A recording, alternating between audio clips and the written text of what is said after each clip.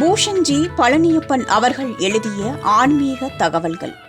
ஜோதிட சாஸ்திரத்தில் எந்த திசையில் தூங்க வேண்டும், தூங்கக்கூடாது என்று சொல்லப்பட்டுள்ளது. ஒருவேளை தவறான திசையில் தூங்கினால் ஆயுட்காலம் குறையும் என்று புராணம் சொல்லுகிறது.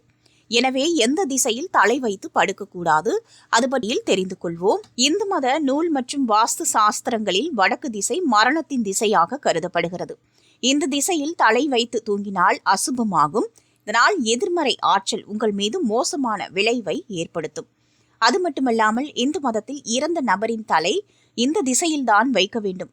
எனவே இந்த திசையில் தூங்கினால் ஆயுட்காலம் குறையும் என்று புராணம் சொல்லுகிறது. மேலும் வடக்கு திசை நோக்கி தலை வைத்து தூங்கினால் பல நோய்களுக்கு ஆளாக நேரிடும். அது மட்டுமின்றி வீட்டில் வறுமை, பண இழப்பு, வேலையில் தடை என இப்படி பல பிரச்சனைகள் உங்களது வாழ்க்கையில் வந்து கொண்டே இருக்கும். தூக்கம் ஒரு மனிதனுக்கு மிகவும் அவசியம் என்பதால் அவர் கிழக்கு திசை நோக்கி தலை வைத்து தூங்குவது மிகவும் நல்லது என்று புராணம் சொல்லுகிறது. இந்த ஆன்மீக தகவல்களை தொடர்ந்து கேட்டு பயன்பெற பூஷன்ஜி பழனியப்பன் சேனலை லைக், ஷேர் அண்ட் சப்ஸ்கிரைப் பண்ணுங்க.